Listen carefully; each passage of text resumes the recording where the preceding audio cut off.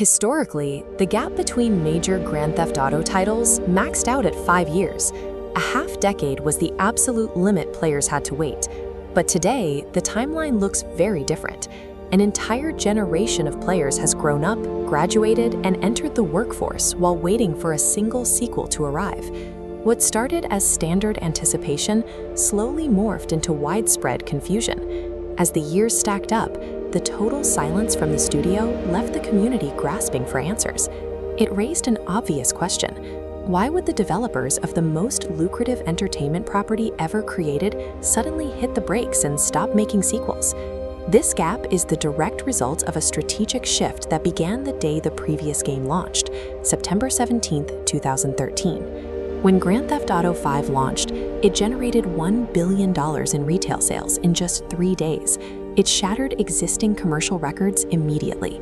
Initial retail sales were soon eclipsed. Grand Theft Auto Online introduced a microtransaction economy, bringing in massive, recurring monthly revenue. Typically, studios must ship new titles quickly to survive. But with players pouring hundreds of millions in year after year, that traditional financial pressure vanished.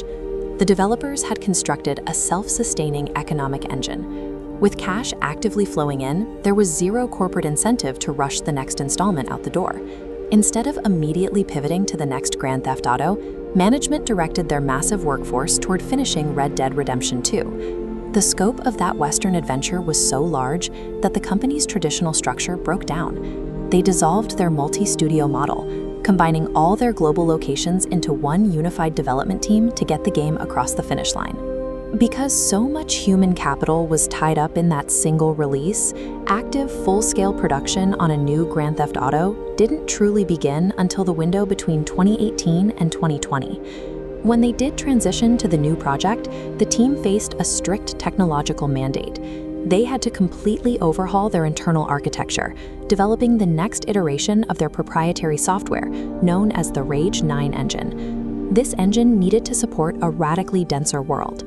The goal was to allow thousands of non-playable characters to operate their own individual, highly complex artificial intelligence routines at the exact same time.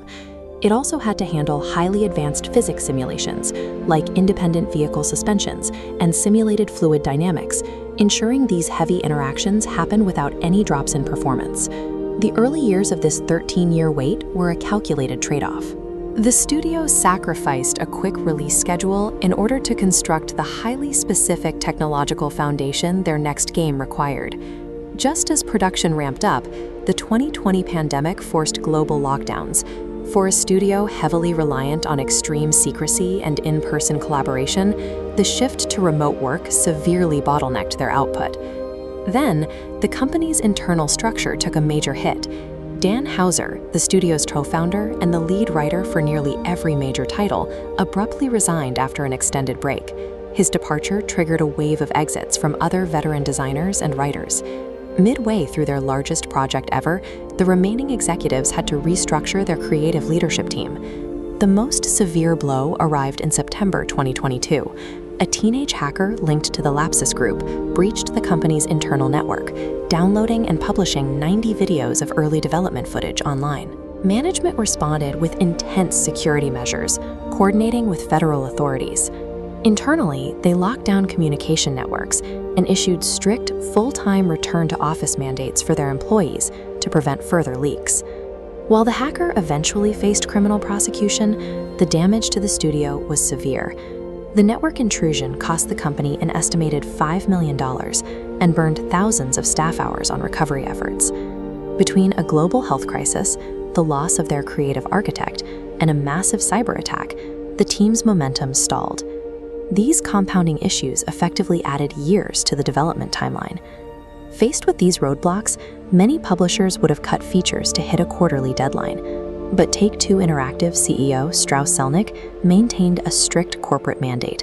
The final product had to hit absolute perfection, regardless of the wait. The financial stakes backed up this philosophy.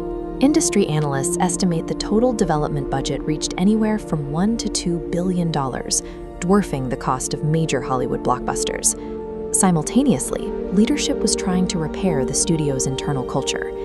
Following public backlash over grueling 100-hour work weeks on their last game, management actively attempted to reduce crunch, meaning development naturally moved slower.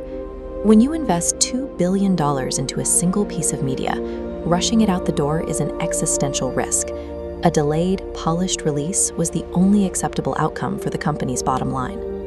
While this studio absorbed years of delays, the broader gaming industry has been brutal. In recent years, publishers have completely shut down multiple development studios, even those responsible for critically acclaimed games. It highlights a harsh economic reality in modern game development. As budgets inflate, only the most massive, highly profitable franchises have the financial shielding required to survive decade-long development cycles, and the parent company expects a massive return on their patience. Take-Two has projected a record-breaking $8.1 billion in net revenue for fiscal year 2027, driven largely by this single release. To generate that kind of capital, the game relies entirely on the processing power and massive install base of the latest console hardware. That processing power is dedicated to rendering Leonida. The studio has built a sprawling coastal cityscape, complete with dense traffic systems, complex NPC behaviors, and a highly detailed environmental ecosystem. These 13 years were spent engineering a digital environment capable of generating over $8 billion in a single fiscal year. It marks the completion of a transition toward a permanent, multi-year online economy.